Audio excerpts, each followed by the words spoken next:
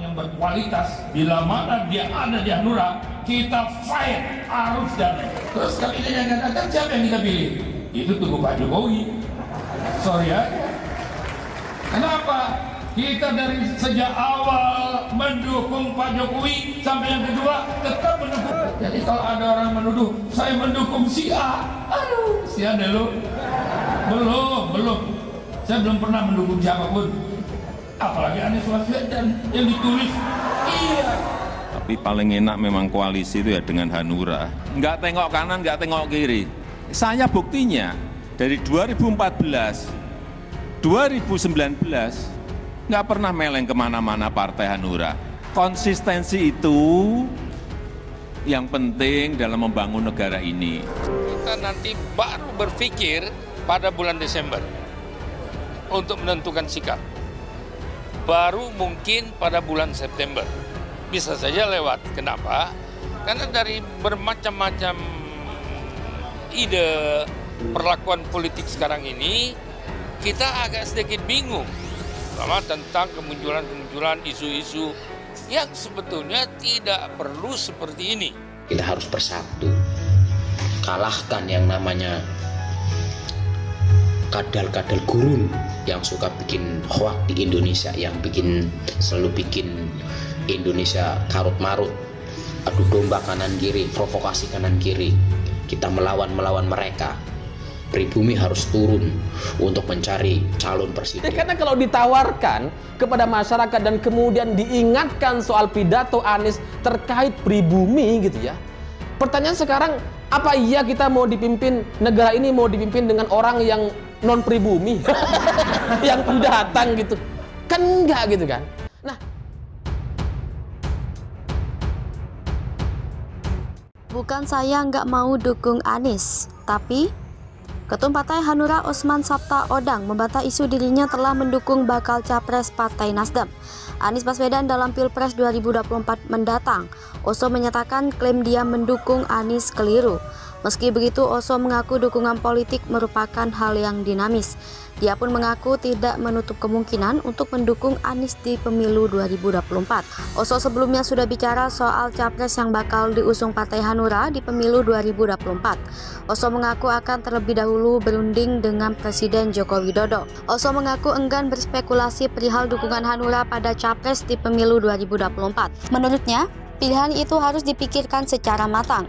Oso mengatakan sebagai partai yang konsisten mendukung Jokowi, maka pihaknya akan terlebih dahulu melakukan diskusi dengan Jokowi sebelum Hanura menemukan pilihan dukungan kepada capres di pemilu 2024. Bantah Anies Baswedan, Partai Garuda tegaskan pemerintah tak anti kritik. Belum lama ini mantan Gubernur DKI Jakarta yang juga merupakan bakal calon presiden yang diusung Partai Nasdem, Anies Baswedan menyebut pemerintahan dikritik. Belum lama ini mantan Gubernur DKI Jakarta yang juga merupakan bakal calon presiden yang diusung Partai Nasdem, Anies Baswedan menyebut pemerintah anti kritik.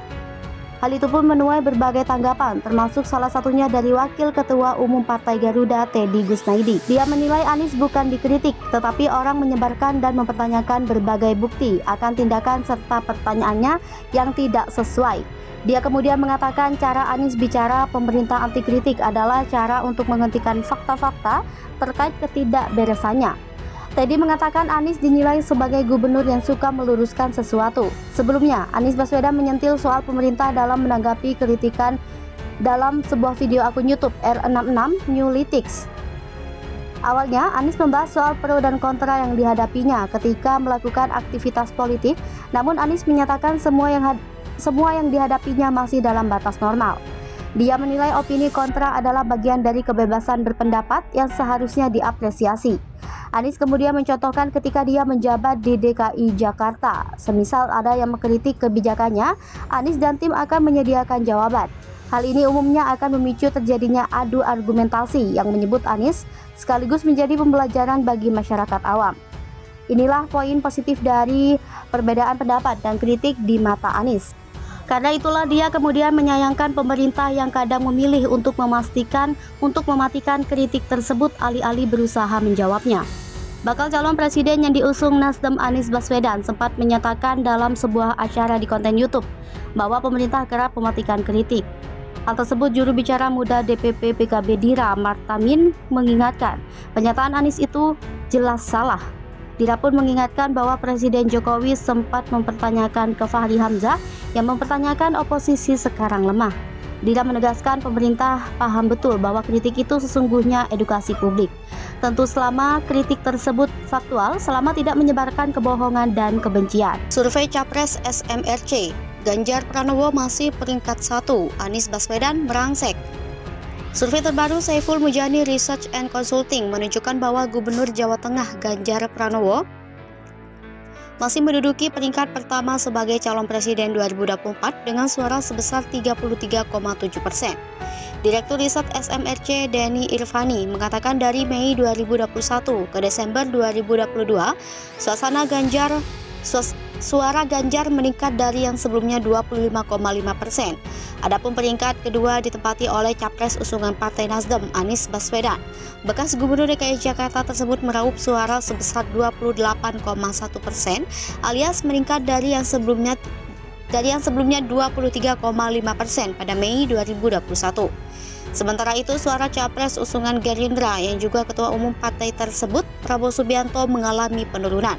Pada Mei 2021, Prabowo masih memimpin dengan suara sebesar 34,1%. Namun pada bulan ini, Menteri Pertahanan tersebut hanya meraup suara sebesar 26,1% dan menempati peringkat ketiga. Kendati demikian, Denny mengatakan ketiga bakal capres tersebut belum ada yang meraup suara di atas 50%. Oleh sebab itu, hingga saat ini, Denny mengatakan gelaran pemilihan presiden 2024 akan berlangsung 2 putaran. Denny menuturkan dari perbandingan hasil survei pada Mei 2021 hingga Desember 2022, perubahan preferensi pemilih tertangkap jelas. Anies Baswedan menyalip posisi Prabowo Subianto, namun Ganjar Pranowo masih memimpin. Tapi kata Denny, posisi Ganjar di peringkat 1 belum bisa dibilang aman. Pasalnya Anies membuktikan bisa menyalip Prabowo di peringkat kedua. Survei SMRC ini digelar pada 3-11 Desember 2022 melalui wawancara tatap muka. Responden survei sebanyak 129 orang dipilih dengan metode multi-stage random sampling. Sementara itu, margin of error hasil survei sebesar kurang lebih 3,1% pada tingkat kepercayaan 95%.